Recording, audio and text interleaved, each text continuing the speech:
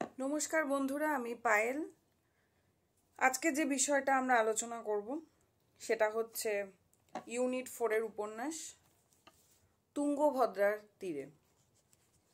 শরদিন্দু বন্দ্যোপাধ্যায়ের খুব সুন্দর একটি উপন্যাস। আগের দিন আমরা ভূমিকা অংশটা পড়েছিলাম এবং উর্মি মর্মর অংশটা পড়েছিলেন এবং প্রথম পর্ব অংশটাও পড়েছিলাম। আজকে এরপর থেকে কথা না বাড়িয়ে এরপর থেকে শুরু করছি।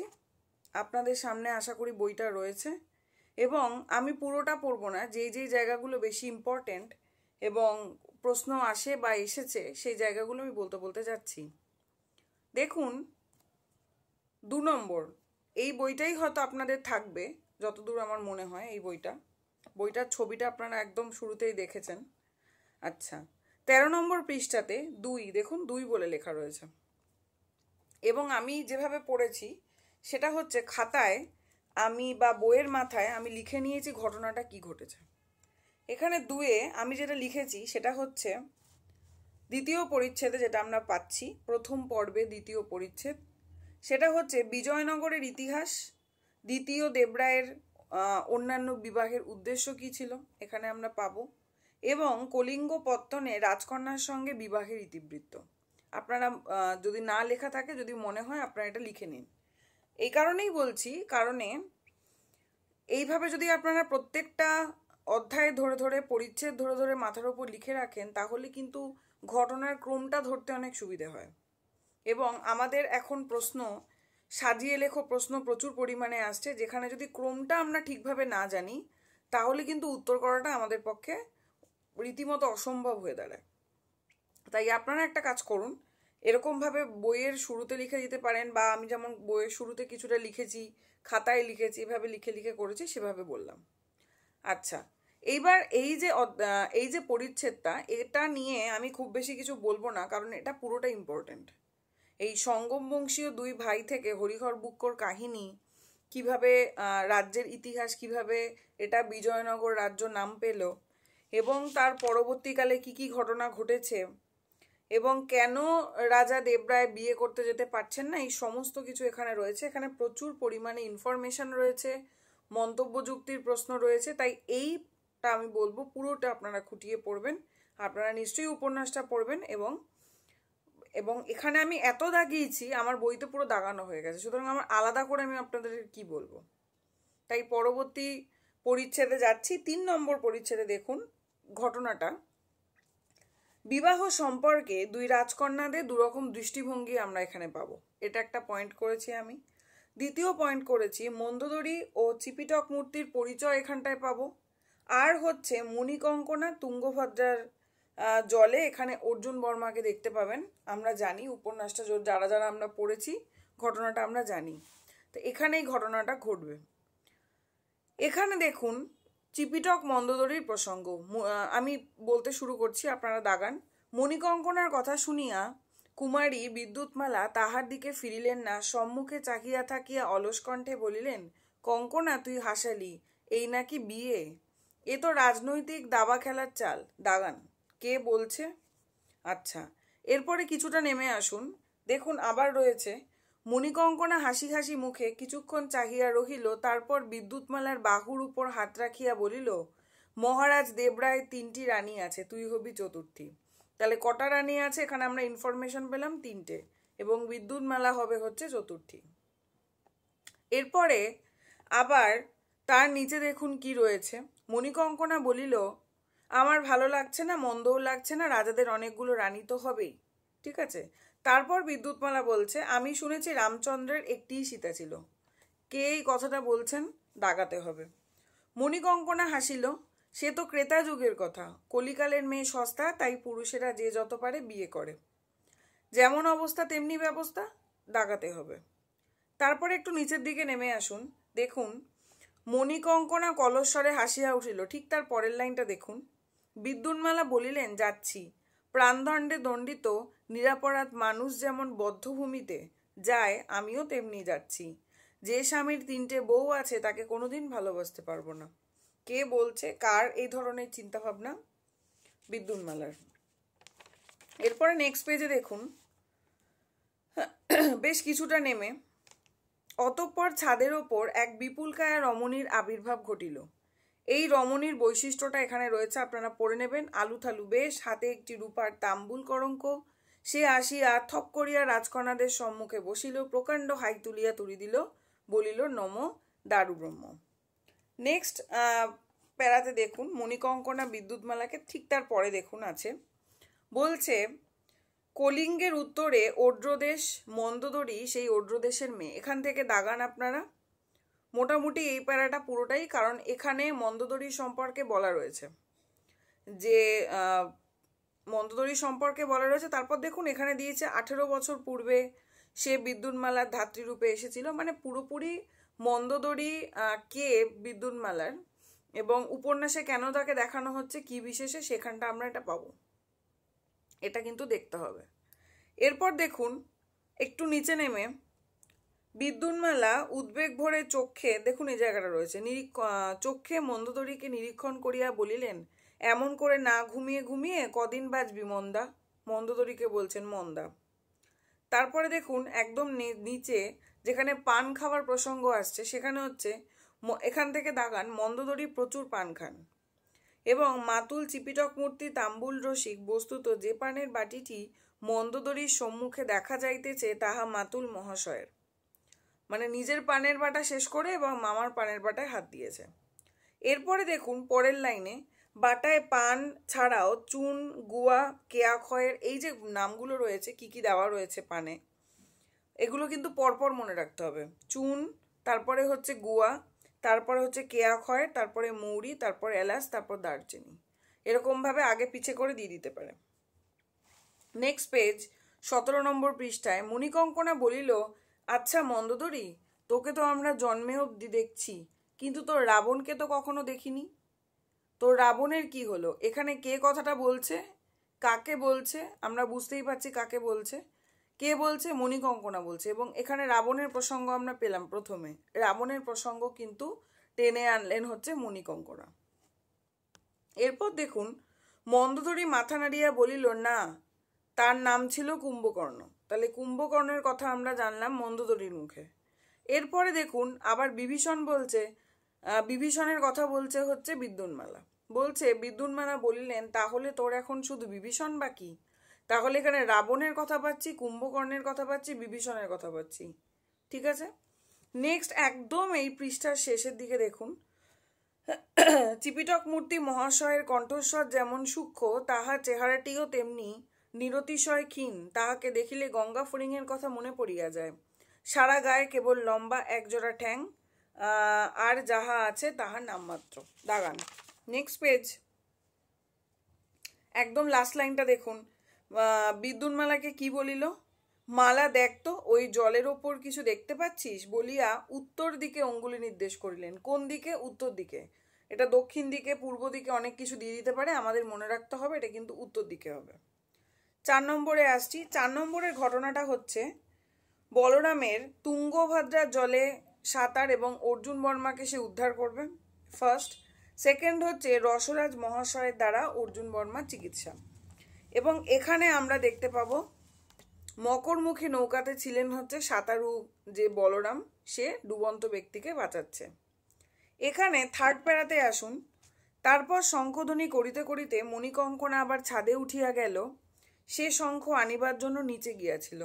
শাক বাজাইয়া এক নৌকা হইতে অন্য নৌকায় দৃষ্টি আকর্ষণ করা, এটাই ছিল ঘটনা। এবার দেখুন বলছে কেবল আশঙ্কাজনক হইলেই ডঙ্কা বাজিবে। তাহলে কোন সময় শাক বাজানো হয়, কোন সময় ডঙ্কা বাজানো হয়, এটা জানতে হবে। নেক্সট প্যারায় বিদ্যুৎমালা বাহু প্রসারিত করিয়া ভাসমান মানুষটাকে দেখাইলেন। তাহলে ভাসমান মানুষটাকে দেখাইলেন কিন্তু বিদ্যুৎমালা, কিন্তু এর আগে আমরা জেনেছি প্রথম ভাসমান মানুষটিকে দেখতে পেয়েছিলেন কিন্তু মণিকঙ্কনা। পয়েন্টটা কিন্তু ভুললে চলবে না, বা গুলিয়ে গেলে কিন্তু হবে না। কিছুক্ষণ পরে বৃদ্ধ রাজবৈদ্য আসছেন। আচ্ছা, আমরা এবার বলরামের বিবরণটা একটু জেনে নিই। একদম শেষে দেখুন রয়েছে প্রথম সাঁতারুর নাম বলরাম। লোকটা বলিষ্ঠ দীর্ঘ বাহু, সে প্রবল বাহু তাড়নায় তীরের মতন জল কাটিয়া অগ্রসর হইল।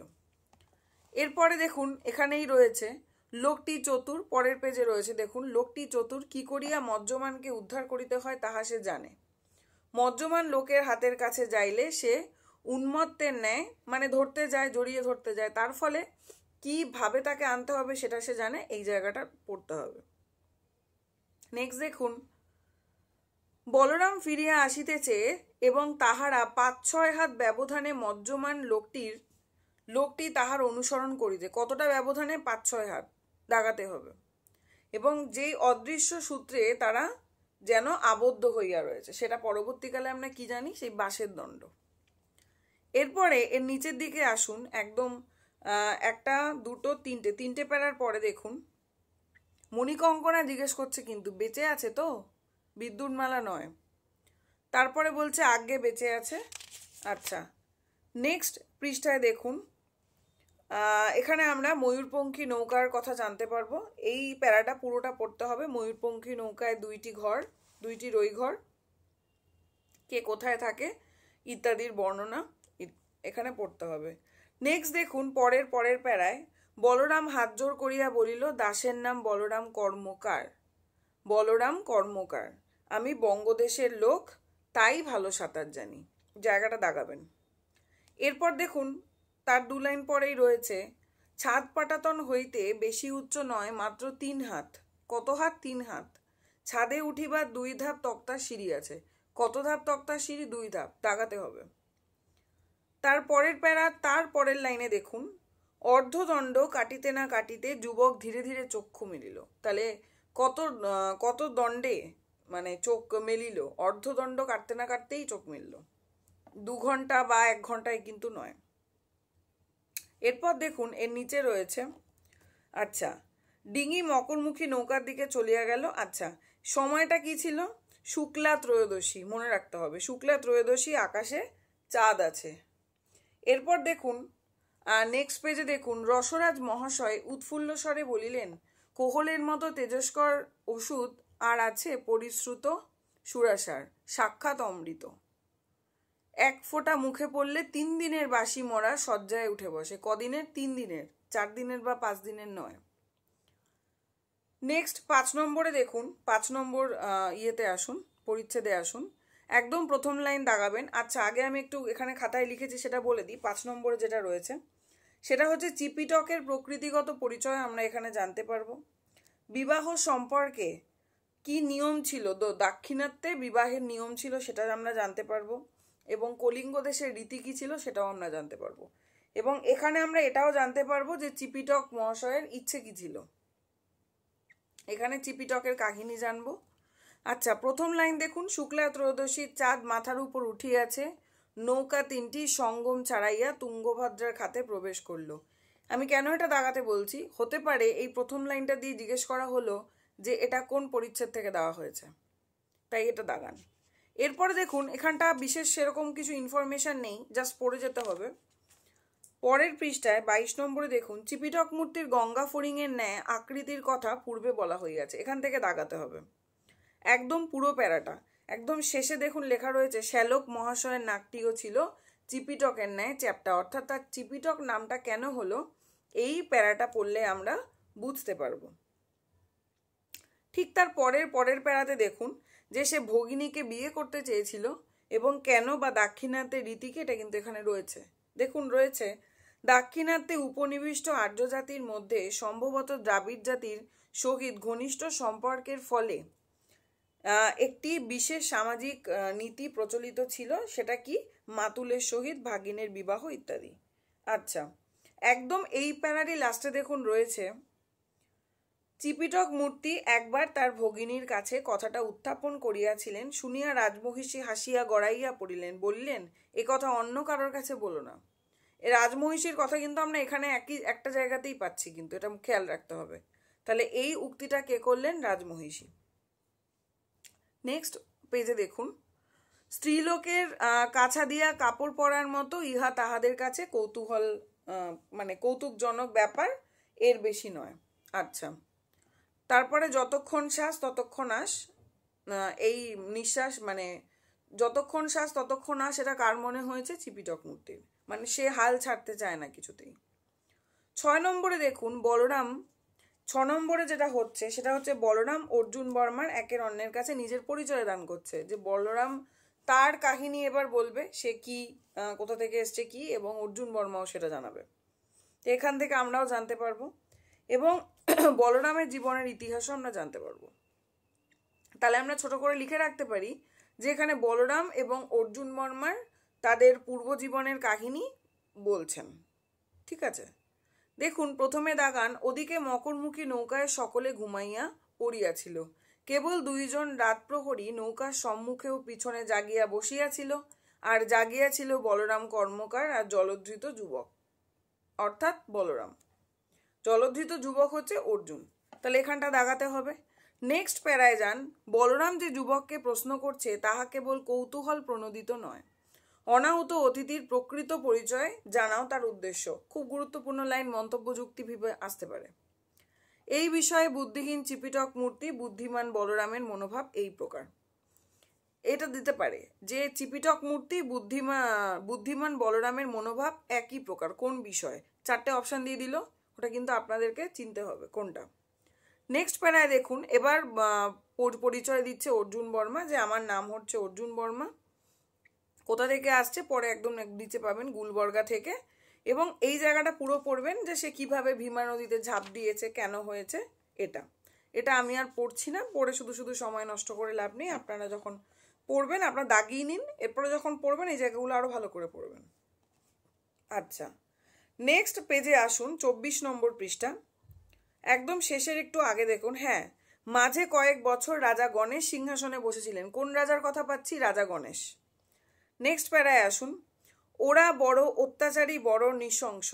অর্জুনের কথাগুলো, কাদেরকে নিয়ে কথাগুলো বলা হচ্ছে, দাগাবেন জায়গাটা। এরপরে লাইনে আসুন, বলছে কোনো মেয়েদের কথা বলছে, মেয়ের বয়স 7-8 হতে না হতেই বিয়ে দিয়ে নিশ্চিন্ত হচ্ছে, কারণ যবনরা এমন পরিমাণে অত্যাচার করে যে সেখানের মানুষরা মনে করে যে মেয়েদেরকে যদি বিয়ে দিয়ে দেয় তাহলেই তারা বেঁচে যাবে। আচ্ছা, একদম লাস্টে আসুন, বলরাম উত্তেজিতভাবে উঠিয়া বসিয়া বলিল, কি বলছে? যেখানে যবন সেখানে এই দশা, তবে আমার জীবনের কাহিনী বলি। এইবার বলরামের জীবনের কাহিনী সে বলছে, যে সে কোথায় বাস করতো, তার কি কামারশালা ছিল, এবং তার স্ত্রীকে কিভাবে ধরে নিয়ে যায় এবং কি বিষয় হয় ইত্যাদি।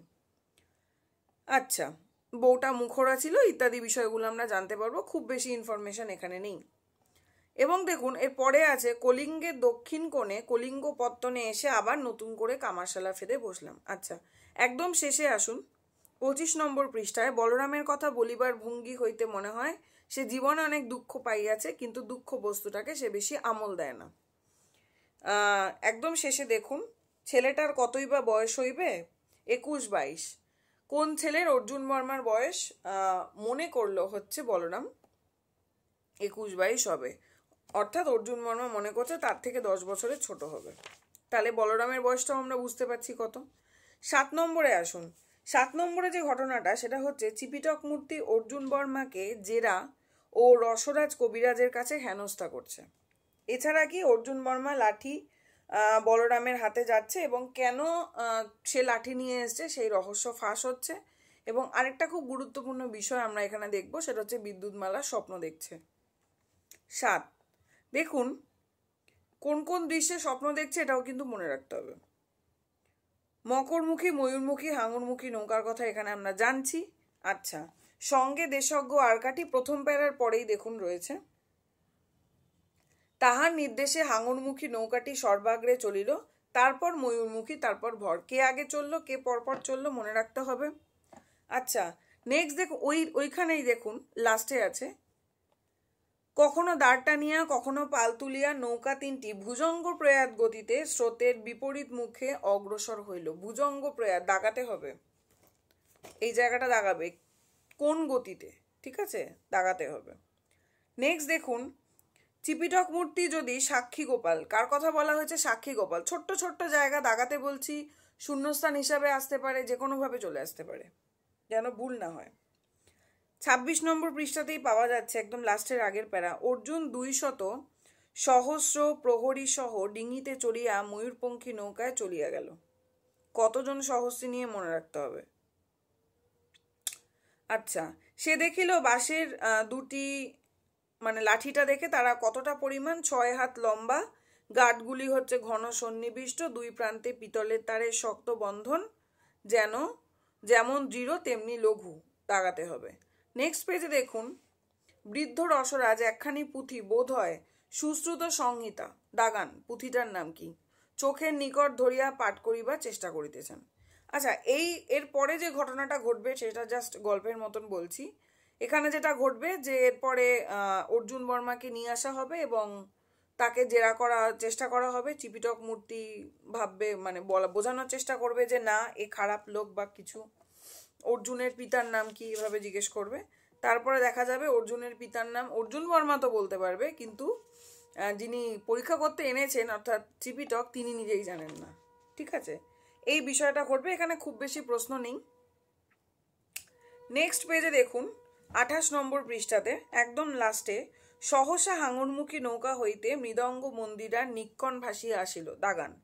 তারপর দেখুন রয়েছে, তারপর মৃদঙ্গ মন্দিরার তালে তালে উদার পুরুষ কণ্ঠে জয়দেব গোস্বামীর গান শোনা গেল। একের সাথে কিন্তু আমরা একটা গান পাচ্ছি, বলরাম গাইছে, বলরাম সঙ্গীতজ্ঞ সুকণ্ঠ, দাগাতে হবে। কি গাইছে? মাধবে মা কুরু মানিনী মানময়। এটা হচ্ছে আপনার হচ্ছে জয়দেব গোস্বামীর গান এবং গানটা গাইছে হচ্ছে বলরাম। এখানে দাগান যে পূর্ব ভারতে জয়দেব গোস্বামীর পদাবলী তখন সকলের মুখে মুখে ফিরিত। ভাষা সংস্কৃত হলে কি হবে? মধুর কোমলকান্ত পদাবলী আর নাই একদম। তারপর দেখুন রয়েছে ধ্রুবপদ এবং আবৃত্তি করলো। আবৃত্তিটা কি করেছে সেটা মনে রাখতে হবে। এরপর দেখুন, মধ্যরাতে সঙ্গীত সভা ভঙ্গ হলো। কখন হলো? সকালে নয়, মধ্যরাতে।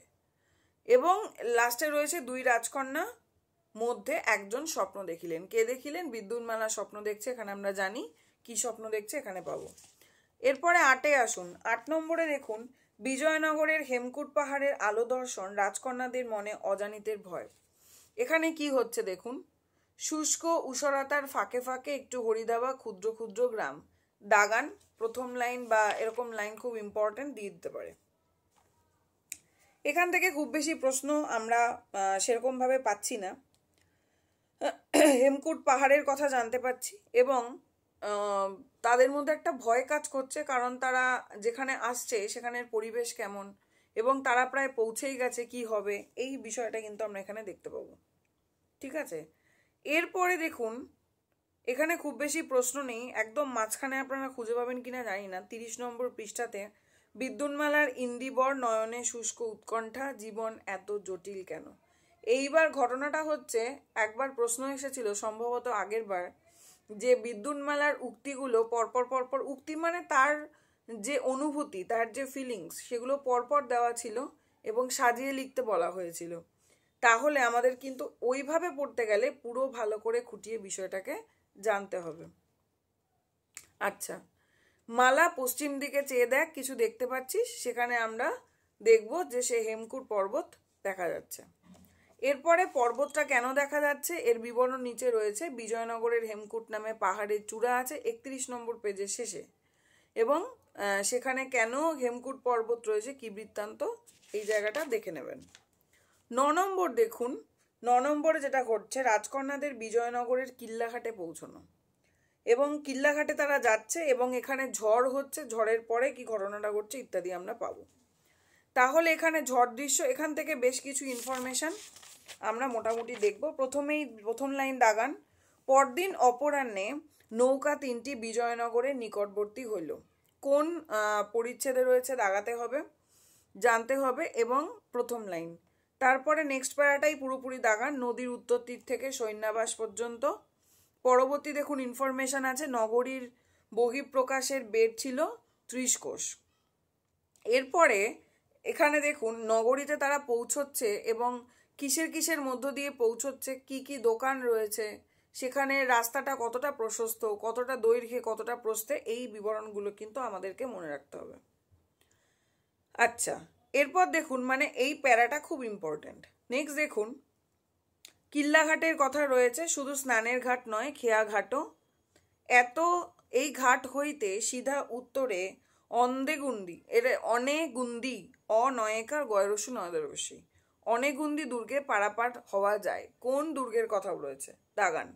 নেক্সট প্যারায় দেখুন রয়েছে 3 লাইন পরে, কিল্লাঘাটে পাঠানোর কারণ। কারণ কি? এই জায়গাটা পড়তে হবে। এই ঘাটের পর গ্রীষ্মের তুঙ্গভদ্রা, আমি আর পড়ছি না, এই মোটামুটি এই দুটো প্যারা, পরের প্যারাটা আপনারা পড়বেন কিল্লাঘাটের যেখানে বর্ণনা রয়েছে। নেক্সট হচ্ছে তাহাদের পরবর্তী পৃষ্ঠাতে 33 নম্বর পেজে দেখুন, তাহাদের পশ্চাতে নববেশ পরিহিত ধনুর্ধর পদাতি সৈন্যের দল সর্বশেষ ঘাটের প্রবেশ মুখে, এই জায়গাটা পড়বেন। আগমনী সুর, বড় মিঠা মন গলানো কিসের সুর? আগমনী সুর। এরপর দেখুন মণিকঙ্কনা ক্ষণেক ইতস্তত করিল, তারপর কাজললতা লাক্ষারসের কলঙ্ক সোনার দর্পণ নিয়ে লইল। আচ্ছা, নেক্সট দেখুন